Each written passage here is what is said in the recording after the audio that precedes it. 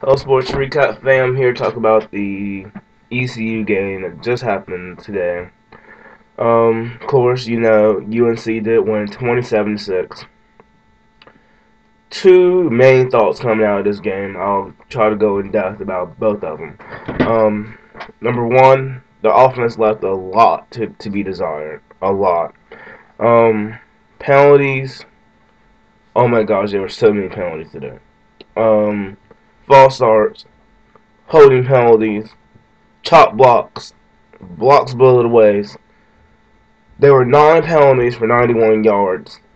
And after watching that game, I'm of the impression that a lot of them came from the offense. Most of them came from the offense out of the three phases.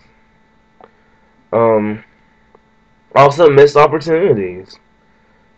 Casey Barnes missed a very makeable field goal. It was a 34-yarder at the end of the first half, and he just missed. I think it was wide left. I think it was wide left.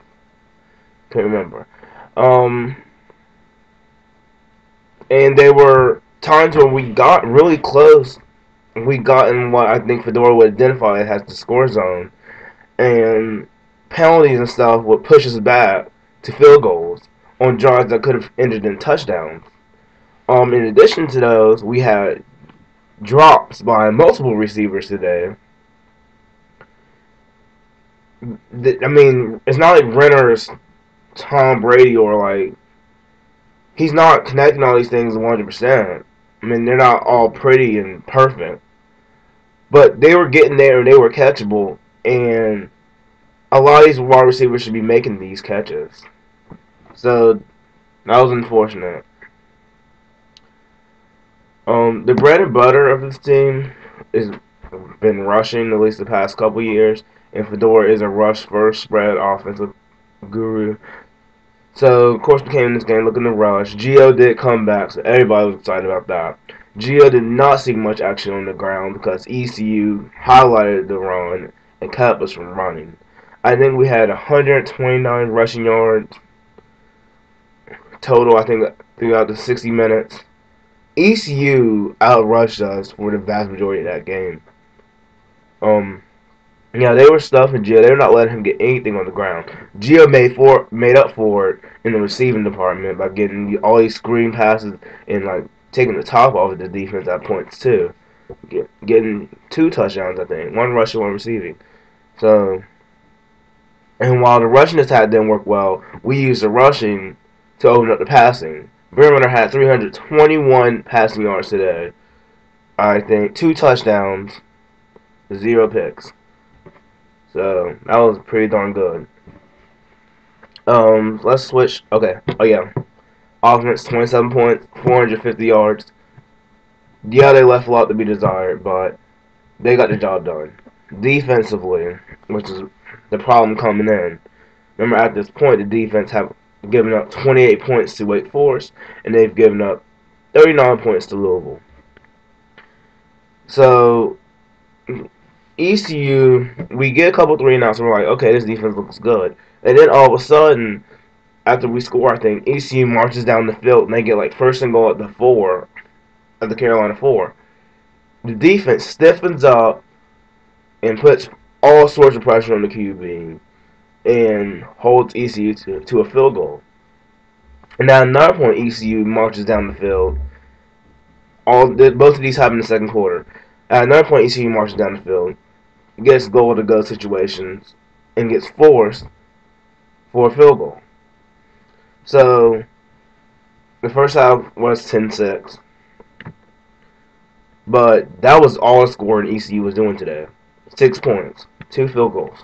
Because they were held to 233 yards total.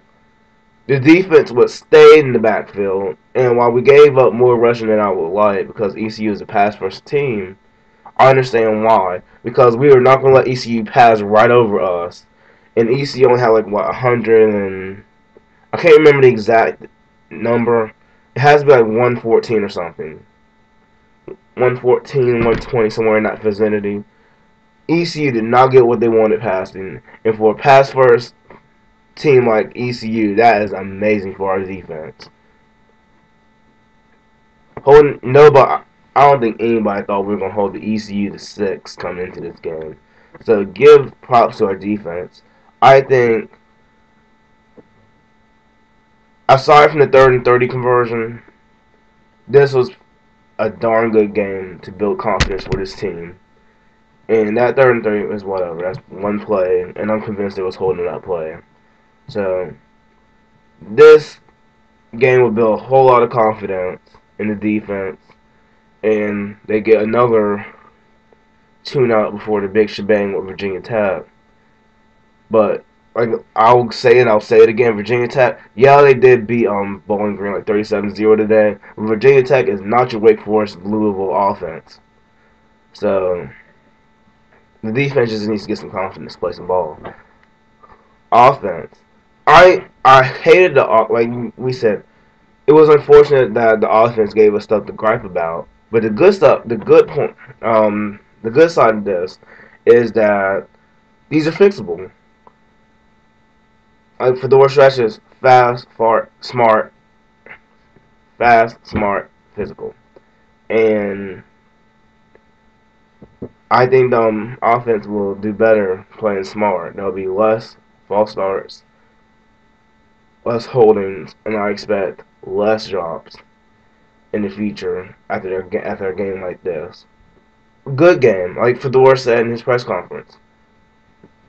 It was a complete game. It wasn't a great game, but it was a very complete game. We played well in all 3 phases of the game. So take this one in stride. It is what it is. UNC got the job done. Next week they get another tune-up against Idaho, and then we have a huge game against Virginia Tech. So I'll talk to y'all later, Sportsman.